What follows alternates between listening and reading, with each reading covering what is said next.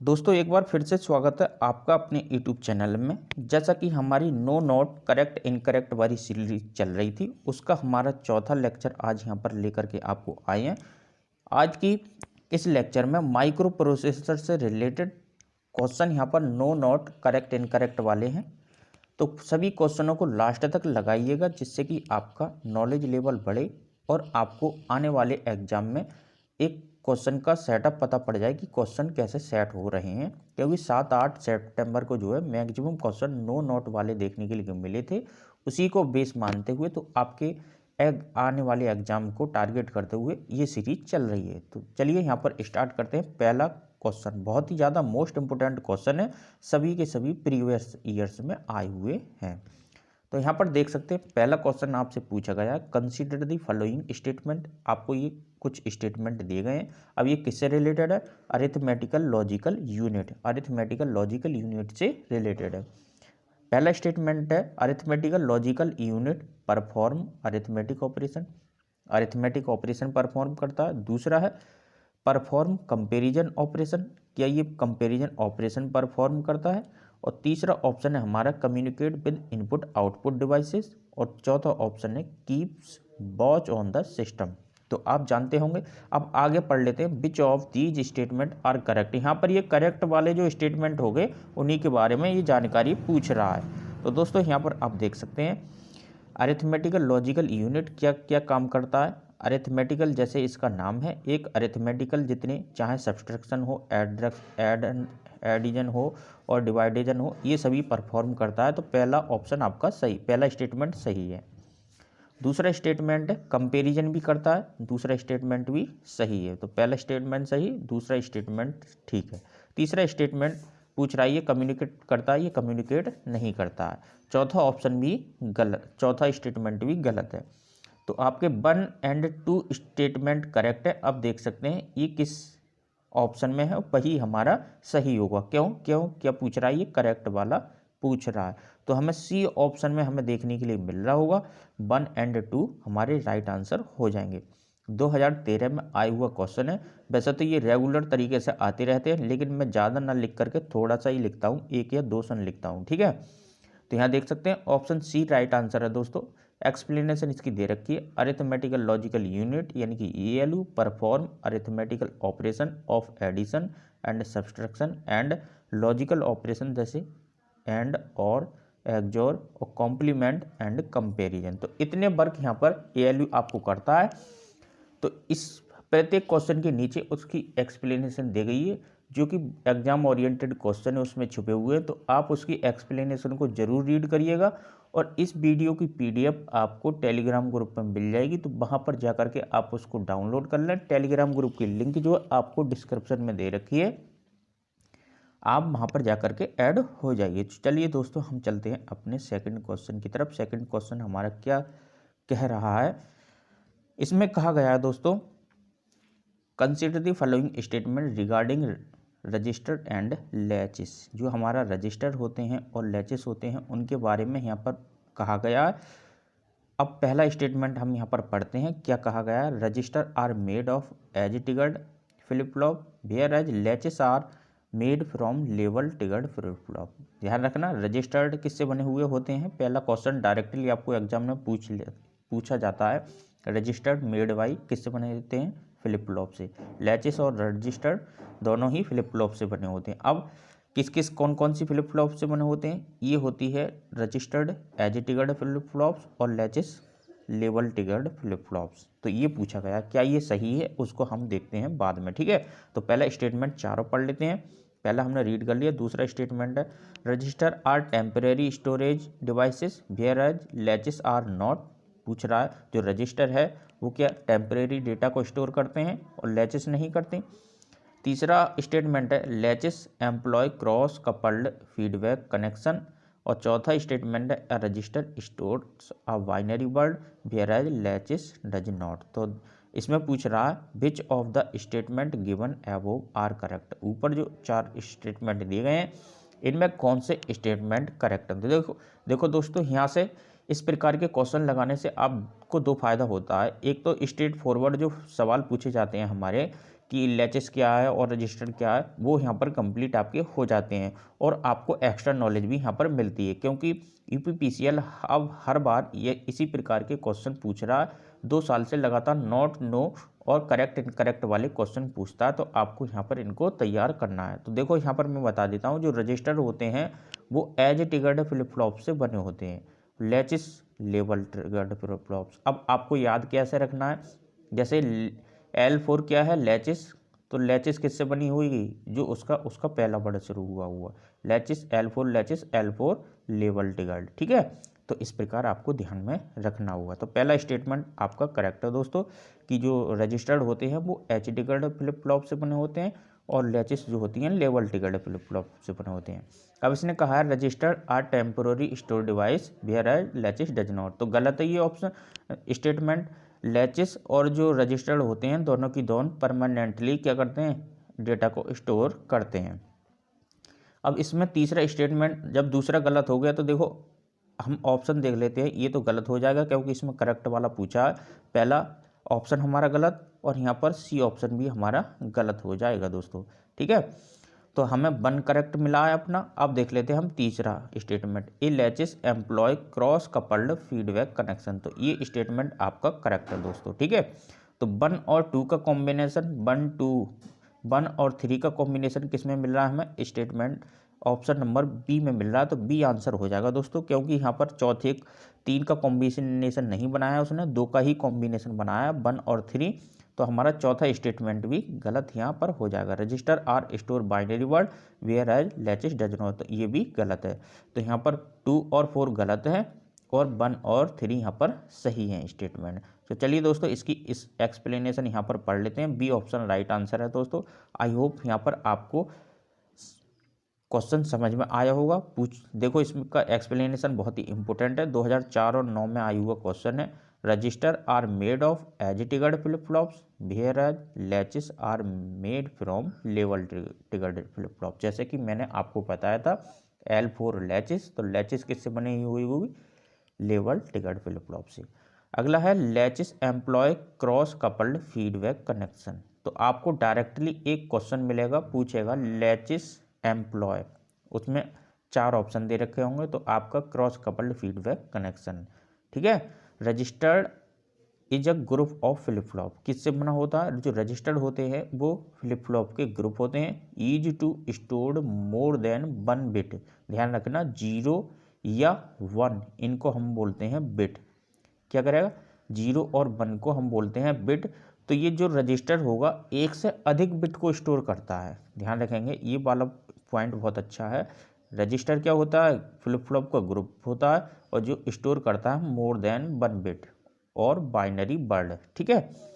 Latches is use to store only 1 bit, लैचेस क्या करेगा, या तो 0 को स्टोर करेगा एक बार में, या एक अगली बार में 1 को स्टोर करेगा, एक बार में एक ही बिट को स्टोर करेगा। दोस्तों आई होप आपको ये पॉइंट बहुत अच्छे से समझ में आ गया होगा। अगला है both register as well as latches are permanent storage device, दोनों की दोनों चाहे रजिस्टर हो चाहे लैचेस हो, दोनों की दोनों कैसी हैं, परमानेंट स्टोरेज डिवाइस है। तो आई होप आपको ये एक्सप्लेनेशन बहुत ही बेस्ट लगी होगी। वीडियो अच्छी लग रही हो तो लाइक और शेयर ज़रूर कर दीजिए और चैनल पे यदि नए हो तो सब्सक्राइब करके ज़रूर जाइएगा, क्योंकि आने वाले यूपीपीसीएल एग्ज़ाम को टारगेट करते हुए उसी की क्लास यहाँ पर रेगुलरली अपलोड की जा रही हैं। तो आप हमारे चैनल पर लगातार बने रहिए, आपको नए से नए अपडेट मिलते रहेंगे। चलिए दोस्तों अब चलते हैं हम नेक्स्ट क्वेश्चन की तरफ। दोस्तों नेक्स्ट क्वेश्चन आपकी स्क्रीन पर तीसरा होगा, देखने के लिए मिल रहा होगा। तीसरे क्वेश्चन में पूछा गया विच of the following is correct, is और करेक्ट। इसने कहा है which of the following is या आर करेक्ट स्टेटमेंट। जो नीचे आपको स्टेटमेंट दिए गए हैं इनमें से कौन सा एक करेक्ट है या एक से अधिक करेक्ट है, इसके बारे में पूछा गया है। Bus is a group of wires carrying information. अब इस क्वेश्चन से हम बस के बारे में पूरी डिटेल यहाँ पर कन्फर्म आपको कंप्लीट हो जाएगी। जितने क्वेश्चन बस से बनते हैं वो सब यहाँ पर फिनिश हो जाएंगे, ठीक है। तो वीडियो को लास्ट तक देखना। Bus is a group of wire carrying information bus is needed to achieve reasonable speed of operation, bus can carry data for address, bus can be shared by more than one devices. ये क्या है आप ध्यान रखेंगे, चार statement है, चारों के चारों बस से रिलेटेड है। कहा गया है कि बस जो है क्या है, वायर्स का ग्रुप है जो इंफॉर्मेशन को कैरी करती है। दूसरा, bus is needed to achieve reasonable speed of operation, bus can carry data from address, bus can be shared by more than one devices. Select correct answer for from the code given below. आपको नीचे code दिए गए हैं, उसमें से आपको correct answer यहाँ पर चूज करना है। तो दोस्तों यहाँ पर ये जो चारों के चारों स्टेटमेंट है ये बस से रिलेटेड है और चारों के चारों स्टेटमेंट क्या हैं आपके करेक्ट हैं। ठीक है, बस क्या है, एक बायर्स का ग्रुप है जो इंफॉर्मेशन को कैरी करता है। Bus is needed to achieve reasonable speed, bus की आवश्यकता क्या है, क्यों है, क्योंकि ऑपरेशन की जो रीजनेबल स्पीड अचीव करने के लिए आवश्यक होती है। और साथ ही साथ बस can carry data for address, address के लिए डेटा को कैरी करती है। और बस can be shared by more than one devices. तो ये आपको यहाँ पर ध्यान में रखने होंगे, चारों के चारों स्टेटमेंट बस से रिलेटेड हैं और चारों के चारों क्या हैं, करेक्ट है दोस्तों। चलिए दोस्तों हम यहाँ पर चलते हैं अपने नेक्स्ट क्वेश्चन की तरफ।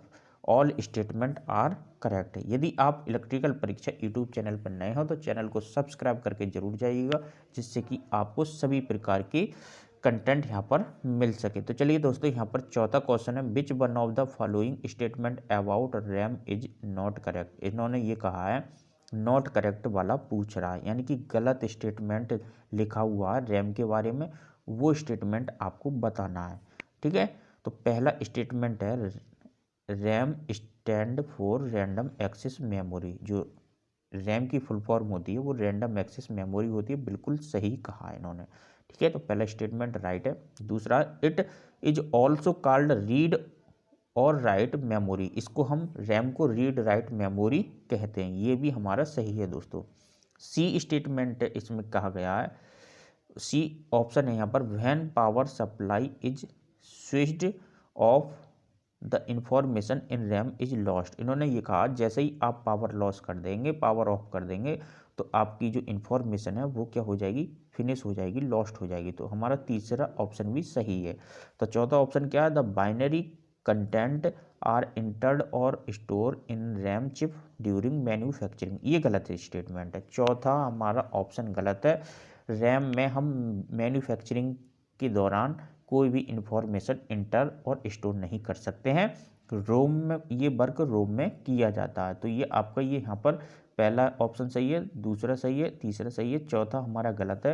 यहाँ पर मैन्युफैक्चरिंग के दौरान नहीं किया जाता है, रोम में काम किया जाता है। तो आपका डी ऑप्शन गलत है और इन्होंने क्या पूछा है, गलत वाला ही पूछा है। तो दोस्तों यहाँ पर डी आंसर आपका हो जाएगा।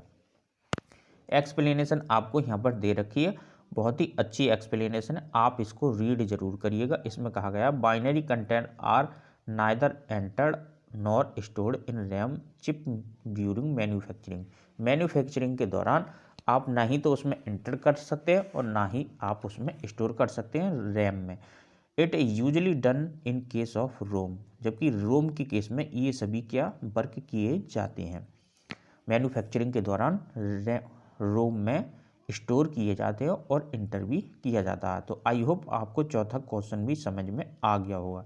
तो चलिए दोस्तों यहाँ पर हम चलते हैं पांचवें क्वेश्चन की तरफ। इसमें कहा गया ALU से related arithmetical logical unit of an 8085 micro processor consist. बहुत ही अच्छा क्वेश्चन है। देखो मैं इस क्वेश्चन को इसीलिए लेकर के आया हूँ क्योंकि ये बहुत बार आया हुआ है, बार बार एग्जामिनर पूछता है कि जो ALU होता है इसमें क्या क्या होता है। तो ALU में हमारा देखो एक तो होता है एक्यूमुलेटर, ठीक है, दूसरा हमारा होता है रजिस्टर जो टेम्परेरी रजिस्टर होते हैं, और दूसरा हमारा ALC सर्किट होता है ALC, ठीक है, और तीसरा होता है इसमें 5 फ्लैग होती है। तो ये हमारे इसमें सभी क्या होते हैं, 4 चीज़ें होती हैं, तो उनको आपको देखना होगा।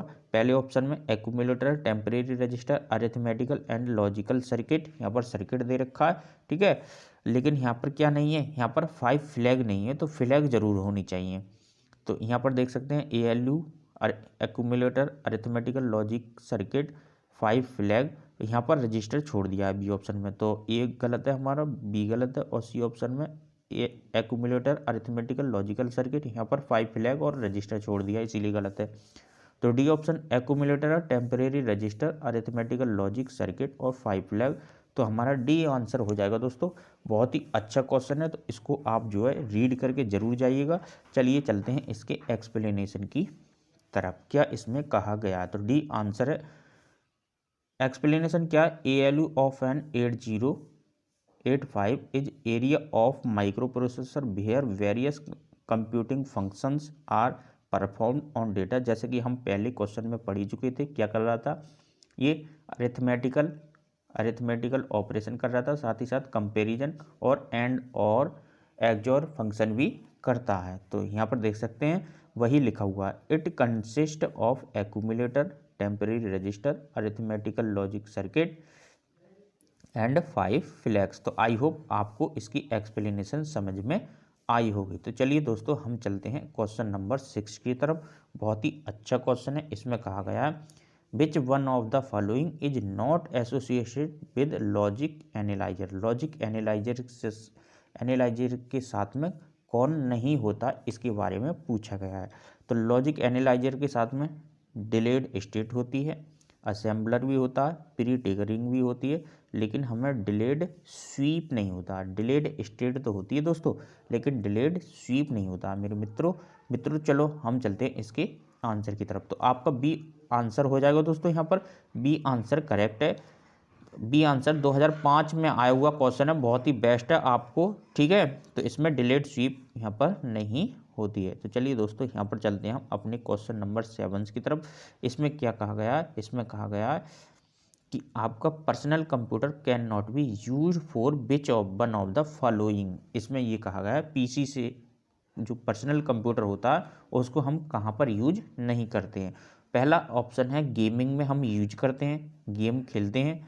दूसरा है वेदर फोरकास्टिंग में हम यूज नहीं करते हैं। तो ये यही को पूछ रहा है कि आप जो अपना पर्सनल कंप्यूटर है, क्या वेदर के जो हमारा मौसम है उसकी भविष्यवाणी में करते हो, आप मौसम की भविष्यवाणी करते हो उससे।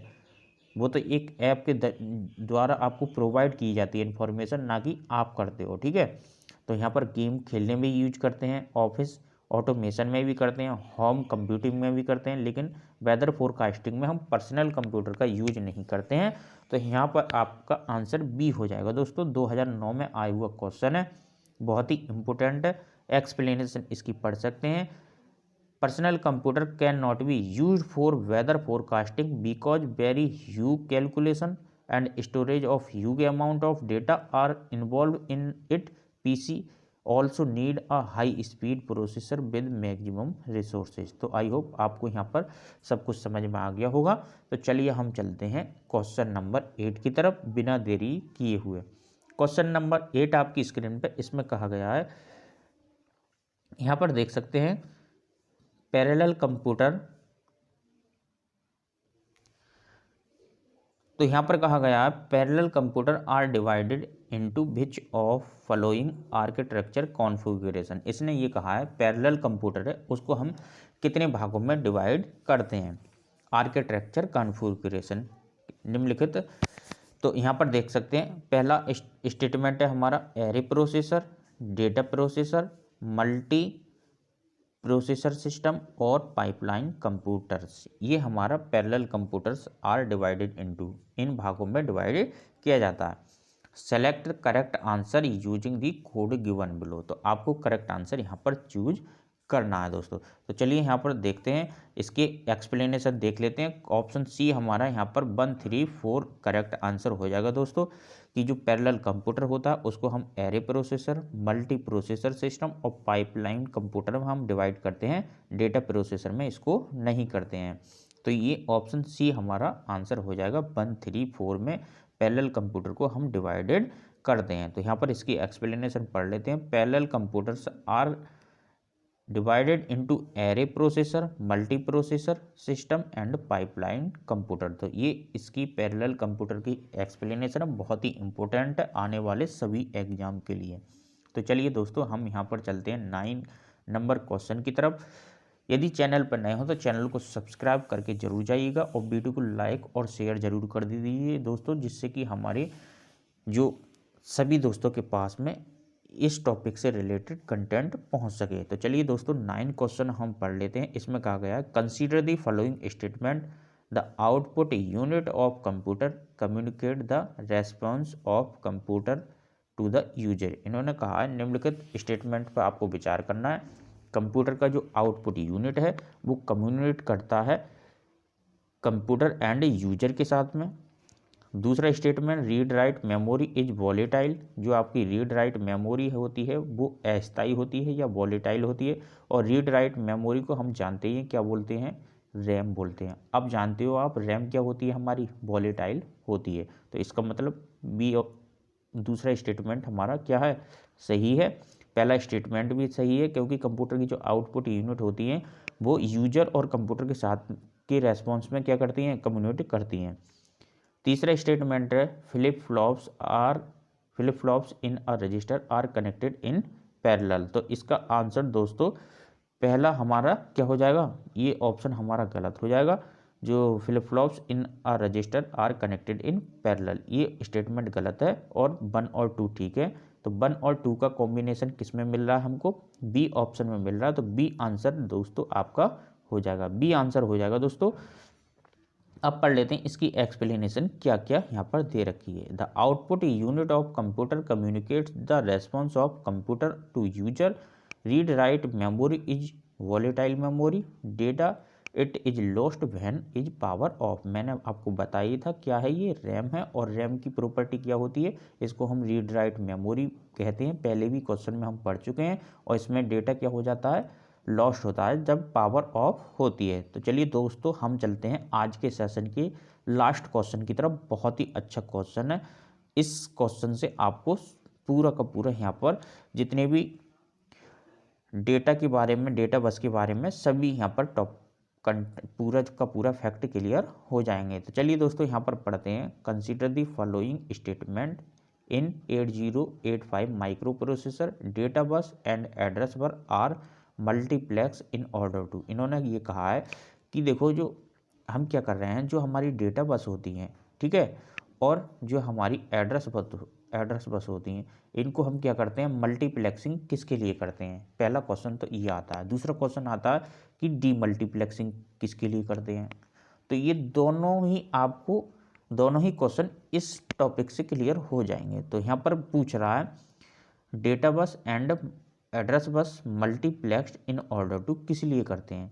पहला स्टेटमेंट है increase speed of microprocessor की स्पीड इंक्रीज करने के लिए। दूसरा स्टेटमेंट है reduce the number of pins की संख्या को रिड्यूज करने के लिए। और तीसरा स्टेटमेंट है कनेक्ट मोर पेरिफेरल चिप को कनेक्ट करने के लिए। तो यहाँ पर देखो लिख लीजिए आप, मल्टीप्लेक्सिंग किस लिए की जाती है। मल्टीप्लेक्सिंग की जाती है रिड्यूज नंबर ऑफ पिंस की संख्या घटाने के लिए, जबकि डी मल्टीप्लेक्सिंग की जाती है ALE को यूज करने के लिए। तो आपका यहाँ पर दूसरा स्टेटमेंट ठीक है। केवल दूसरा स्टेटमेंट क्या पूछ रहा है, ये करेक्ट वाला पूछ रहा है। यदि नॉट करेक्ट वाला पूछता तो 1 और 3 आंसर हो जाते हमारे ठीक है, लेकिन वो करेक्ट वाला पूछ रहा है। तो यहाँ पर बी ऑप्शन हमारा आंसर हो जाएगा दोस्तों। 2009 में आया हुआ है दोस्तों क्वेश्चन। अब हम चलते हैं इसके एक्सप्लेनेशन की तरफ। एक्सप्लेनेशन है इन 80, देखो एक्सप्लेनेशन बहुत ही ज़्यादा इंपॉर्टेंट है, इसको नोट कर लीजिए आप। इसमें क्या कहा गया है, micro processor data bus and address buses are multiplex so as to reduce the number of pin की संख्या घटाने के लिए हम कर रहे हैं मल्टीप्लेक्सिंग ठीक है।